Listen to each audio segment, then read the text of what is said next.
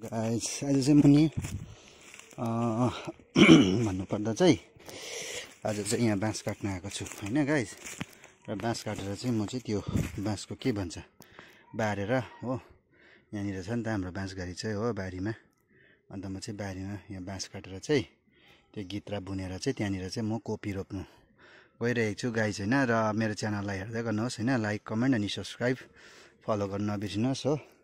चाहिँ अब यहाँनिर चाहिँ तपाईँहरूलाई म देखाइरहेको छु हैन। अब यहाँ बाँस काट्छु, बाँस काटेर यहीँ त्यसलाई खौरेर त्यो लगेर त्यसको त्यो यो बुनेर हो, त्यहाँदेखि चाहिँ त्यहाँनिर फेरि मल माटो खनेर बारी खनेर र मल बोकेर मल हालेर त्यहाँदेखि चाहिँ म चाहिँ यहाँनिर पनि बारी हो नि त हो। यो चाहिँ के भन्दाखेरि नि यहाँ हेर्नुहोस् ल, यहाँ देखाइरहेको छु तपाईँलाई। यो चाहिँ के हो भन्नु त, यो चाहिँ भन्नुपर्दा चाहिँ उयो के भन्छ कडी पत्ता। यो कडी पत्ताको बोट देख्नु भयो होला हैन। यो त जेमा मिसाएर खाँदा पनि राम्रो हुन्छ, दालतिर पनि हुन्छ सब्जीतिर पनि कडी पत्ता। अन्त यहाँ चाहिँ बाँस काटिरहेको छु नि त मैले अघि आएर हो यहाँबाट।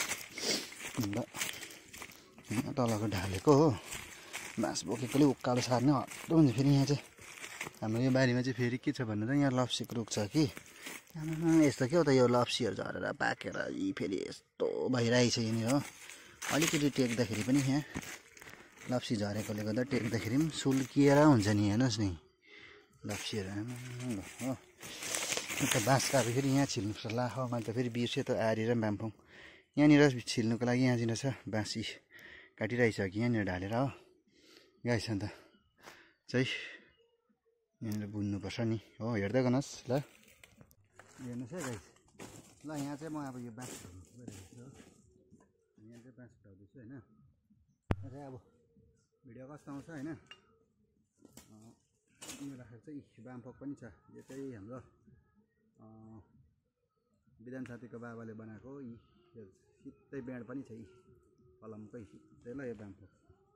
नयाँ बाँस चाहिँ बाँस यो खालको फुटाइरहेको छु होइन।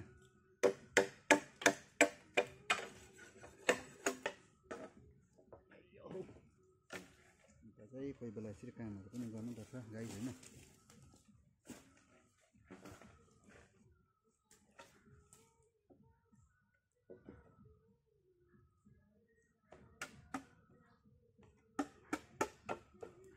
त्यस्तो भएर चाहिँ त्यहाँदेखि ठोक्दै लानुपर्छ।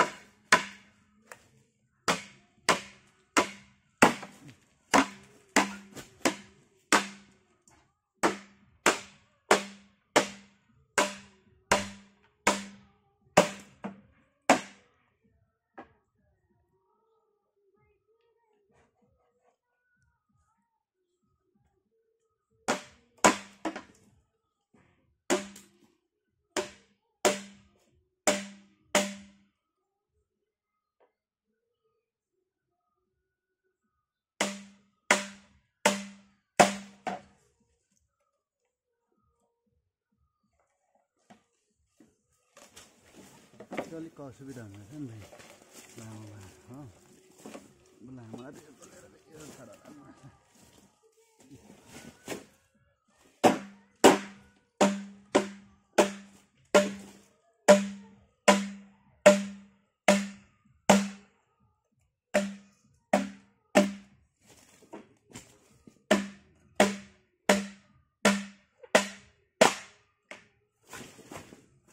उठ्यो गाइस।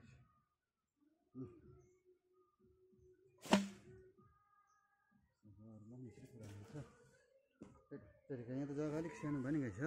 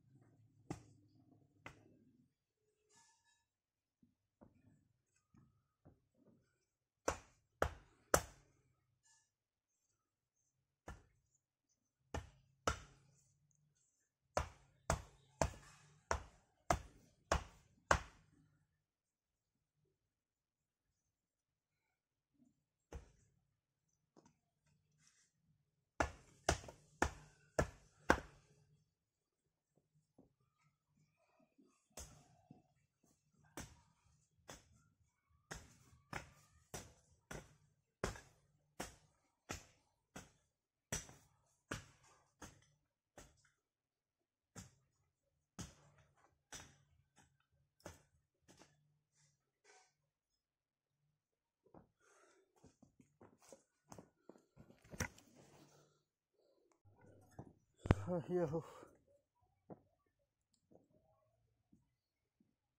हेलो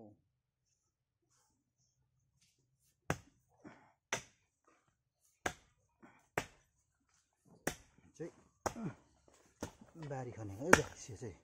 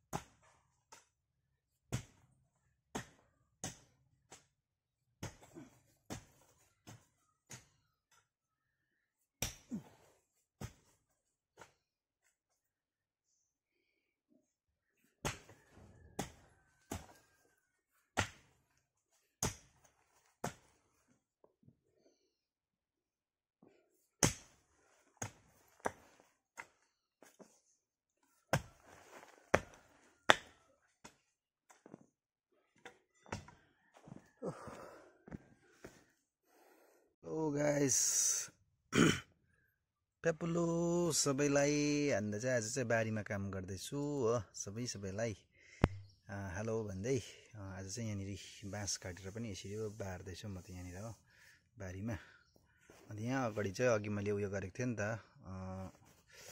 बारी खनेको छु हो अन्त अब यो खनेर चाहिँ यहाँनिर चाहिँ अब कोपी लगाऊँ भनेर चाहिँ यसरी बारेको छु कुखुरा पस्छ भनेर हो यो चाहिँ हल्का निन्जा ट्याक्टिक होइन अन्त अब बाँसहरू यसरी हाल्दैछु गाइस होइन अन्त कसरी हाल्नुपर्छ भन्दा चाहिँ यस्तो चाहिँ अब सबैलाई थाहा भएको कुरो यसलाई चाहिँ के भन्छ यसलाई चाहिँ भोटेबार भन्छ होइन र त्यो प्रकारले हालेको मैले चाहिँ अब यसो गरेर चाहिँ 1-2 वर्ष जान्छ नि त यो चाहिँ अब अमली बाँस हो यसलाई चाहिँ अब यस्तो गरेर हाल्नुपर्छ नि त हो माथिबाट होइन यता चाहिँ यस्तो गरेर छिराउनुपर्छ नि त हो त्यहाँदेखि अनि यहाँनिर चाहिँ हेर्नुहोस् है यस्तो गरेर जिगज्याग पार्नुपर्छ है हो त्यहाँदेखि यसलाई अब यहाँ यसो गरेर यसो सार्नुपर्छ